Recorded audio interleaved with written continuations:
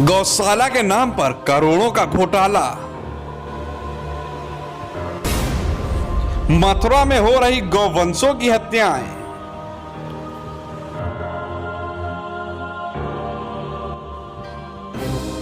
योगी जी भगवान श्री कृष्ण की क्रीड़ा स्थली ब्रज में गौ माता की दुर्दशा गौरक्षा के ठेकेदार ही कर रहे। देश में ही नहीं अपितु विदेश से गौ सेवा के नाम पर अरबों रुपए का धन हड़पने वाली संस्था 36 करोड़ देवी देवताओं का वास करने वाली गायों की निर्मम हत्या की जा रही। गाय के नाम पर शासन प्रशासन के अलावा धार्मिक संस्था से जुड़ने वाले उद्योगपतियों से हर साल करोड़ों रुपए की धनराशि गौ माता की भोजन सामग्री एवं रखरखाव के लिए ली जाती है, लेकिन गौ माता को छोड़ दिया जाता है दलदल में। जी हां, हम बात कर रहे उस ब्रज की जहां भगवान श्री कृष्ण ने अपनी बांसुरी की मधुर धुन में गौवंश को गोवर्धन और मथुरा के प्रांगण में चराया था। आज उसी ब्रज में लोगों की महत्वाकांक्षा के चलते गाय भूख से तड़प तड़प कर अपनी जीवन लीला समाप्त कर रही। खेत खलियानों में और बाजारों में स्वच्छता भ्रमण करने वाली गायों को ऊंचे ऊंचे तारों के बीच जलाशय में बंद कर दिया गया है, जिससे गाय प्रतिदिन हजारों की संख्या में मौत के मुंह में जा रही। जी हां, हम बात कर रहे रॉल स्थित श्री कृष्ण गौशाला की, जो महान संत देवराहा बाबा के नाम पर संचालित है, जिनके लाखों की संख्या में भक्त हैं जो उनसे प्रभावित होकर इस गौशाला में आंख बंद करके दान देते हैं। लेकिन स्थानीय लोगों की माने तो यहाँ पर सैकड़ों गाय रोजाना मरती हैं और गौशाला में तैनात कर्मचारी गायों को चारा डालने की बजाय उन्हें ठिकाने लगाने में ही लगे रहते हैं। जब पत्रकारों द्वारा रविवार को गौशाला का निरीक्षण किया गया, तब जाकर पता चला कि जिस गाय को माता कहते हैं, उस गाय की दुर्गति वही लोग कर रहे। गौ संवर्धन के नाम पर समाज और शासन से करोड़ों अरबों रुपए की धनराशि गौशाला संचालक अपने खातों में ट्रांसफर करा लेते हैं। आप देख सकते हैं इन तस्वीरों के माध्यम से कि किस प्रकार गौवंश को इस कीचड़ भरे दलदल में बंद कर दिया गया। अगर यहाँ के कार्यकर्ताओं की माने तो 4000 गायों को मात्र 20 गठरी चारा डाला जाता है, न पानी की कोई समुचित व्यवस्था है। अगर विशेषज्ञों की माने तो गाय एक ऐसा जीव है जो पानी में नहीं रह सकता, लेकिन यहाँ का आलम यह है कि सारी गाय पानी में ही है। इस संबंध में जानकारी देते हुए गोपेश दास महाराज ने बताया, उत्तर प्रदेश सरकार द्वारा मुहैया कराई गई 136 एकड़ भूमि ढलान वाली है, जिसमें चारों तरफ से पानी बहकर आ जाता है। इसके चलते गौवंश के लिए समुचित व्यवस्था नहीं हो पा रही। अगर महाराज जी माने तो गौशाला में 5 करोड़ रुपए की लागत से मिट्टी का भरत कराया जा चुका, जो ऑन रिकॉर्ड लिखित में है, लेकिन जमीनी हकीकत में कुछ ऐसा दिखाई नहीं देता। गौवंश की स्थिति इतनी खराब है कि उन्हें देखकर हर किसी की आंखों से आंसू छलक उठेंगे। लेकिन गौवंश के नाम पर करोड़ों खाने वालों का जी तो पत्थर का हो चुका है। अपनी निजी जिंदगी और मौत से लड़ रहे इस गौवंश की तरफ किसी का कोई ध्यान नहीं। अब देखना होगा कि इस दृश्य को देखने के बाद उत्तर प्रदेश के मुख्यमंत्री योगी आदित्यनाथ इस ओर क्या रुख अपनाते हैं। मथुरा से मनीष शर्मा की विशेष रिपोर्ट। 4000 गैया है, तो 4000 गैया को भरण पोषण कैसे हो रहा है? भरण पोषण ये भूसडर और कैसे हो? और ये जो सामने जो गैया है ये मर रही है, आधार गैया, और यहाँ तो कोई उनको उठाने वाला भी नहीं है। बता रहे हैं सैकड़ों गैया डेली मर रही हैं। 50 एक मरती डेली। फिर उन्हें कहाँ ठिकाने लगाते हैं उनको? यही गाड़ देते हैं, जब बनी जेसीबी से गाड़ देते हैं। मतलब चारा नहीं डालते हैं गायों को? चारों डरते हैं। अब ये कुंडी है, इनमें 10-20 गठरिया डाली, या 10-20 वाखन डाली। मतलब कहा 1000 गैया को 4000 गैया को 10-20 गठरिया का काम हो जाता है। पर ये पूछ हो है सवारी 4000 है, यही में थोड़ी 4000। याम कितनी लगभग? याम बैठेंगे करीबन 2000 को 10-20 गठरिया में काम हो जाए 2000 को। अब यार ये होते हैं कुंडी याखन भरते हैं, 10-20 गठरिया बस मर रही हैं। भूखी मर रही हैं।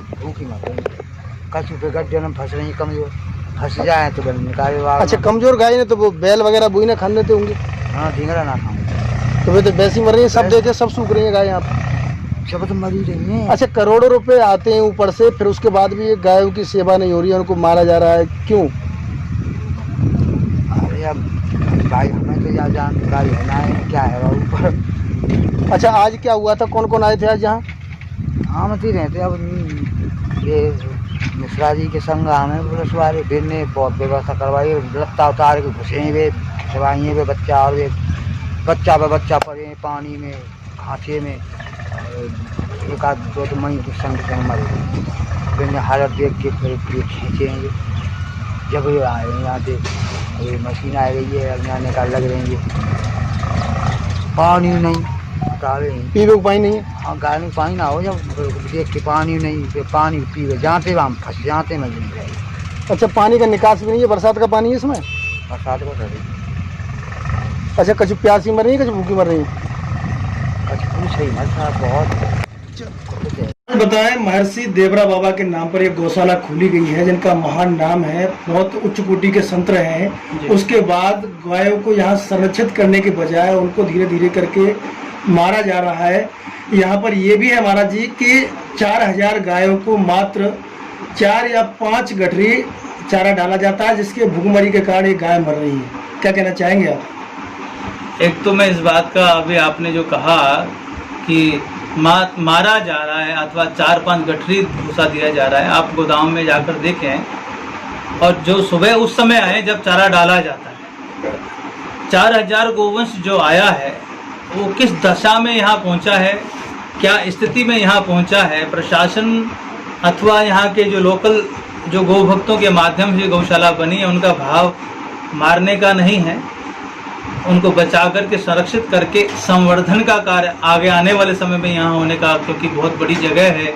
लेकिन ये जगह आप देखेंगे इतनी भयंकर स्थिति है कि थोड़ी सी भी बारिश आने के बाद यहाँ पे इस प्रकार के नाले बहने लगते हैं कि 2-1.5 फुट 1-1 फुट पानी तो ऐसी सहज में ही खड़ा हो जाता है। और ये जगह का जो चयन हम ये जरूर मानेंगे, कहेंगे कि ये जब किया गया बहुत गलत चयन किया गया इस जगह का, क्योंकि यहाँ इतना पानी भर रहा है, इतना ऑलरेडी पहले ही चारों तरफ के गांव का पानी यहीं आकर के संग्रहित होता है, इकट्ठा होता है, निकासी है नहीं, नाले हैं ऑलरेडी पहले ही, वो नाले और ज़मीन के लेवल एक जैसे हैं, निकल नहीं रहा। और आप देखेंगे गाय का एक जो स्वभाव है, गाय कीचड़ में पेट तक खड़ी रहेगी, कभी बैठेगी नहीं उसमें। प्रैक्टिकल है, जिन लोगों ने इस चीज़ को, जो प्रैक्टिकली इसमें घुसे हुए लोग हैं, उनको देखना, वो जानते हैं कि वो गोवंश जो है कभी भी नाले अच्छा पानी में कभी बैठेगा नहीं। आप देखेंगे, आप गांव के लोग होंगे आप भी, तो वो नहीं बैठने से गाय खड़ी रहती है। जब खड़ी रहती है तो थक जाती है, थक जाने से क्या होता है कि वो गोवंश पराया जब भी कुछ झटका लगेगा, और क्योंकि वहाँ से हिलती नहीं, कीचड़ इतना है कि वो निकल नहीं पा रही, तो चारा उसको मिल नहीं पा रहा। देने का भी प्रयास किया जा रहा है, टोकरी से वहाँ पहुँचाया जाता है यहाँ के व्यवस्थाओं के माध्यम से, लेकिन वो गोवंश इतना त्रसित हो जाता है, जब तक वो खड़ा रहने से इतना परेशान हो जाता है कि वो एक बार झटका लगा, गिर गया, गिरने से फिर वो उठ पाना बड़ा मुश्किल हो जाता है उसको। और ऑलरेडी आपको बता दें, पूरे मथुरा डिस्ट्रिक्ट के जितने भी निराश्रित रूप से घूम रहे गोवंश थे, उन सबको यहाँ ला करके रख दिया गया है। ऑलरेडी यहाँ पर जो केवल 1000 गोवंश की व्यवस्था अथवा 1500 को लगा सकते हैं मैक्सिमम की ही छाया की व्यवस्था, चारे की व्यवस्था। हालांकि गोदाम में लाखों हजारों कुंटल वो भरा हुआ है, भूसा है, चारा है, खल चुनी चोकर सब है, लेकिन उनको खिलाने के हिसाब से जो व्यवस्था मात्र 1500 मैक्सिमम, अगर घुसा भी दिया जाए 2000 गोवंश यहाँ रह सकता है किच में भी। महाराज, एक सोशल मीडिया पे आपके यहाँ का जो वीडियो वायरल हो रहा है, उसमें दावा किया जा रहा है कि पर डे 100 के अप्रॉक्स गाय जो है दम तोड़ देती है, और पानी और खाने के अभाव में। ये तो हम इस बात का खंडन करना चाहेंगे, क्योंकि हम भी देख रहे हैं हमारी यहाँ वृंदावन की अथवा कामा की, डीग की, राजस्थान की और आसपास की जो गौसेवकों की टीम है, डेली आकर के 20-20, 22-22 लड़के यहाँ सेवा कर रहे हैं मेडिकली, क्योंकि ऑलरेडी हम पूरे वृंदावन में मेडिकली फ्री व्यवस्थाएं हम लोगों महाराज जी गुरुजनों की कृपा से चल रही हैं। तो वो सब टीम आकर के यहाँ काम कर रही है, चारे की कमी नहीं।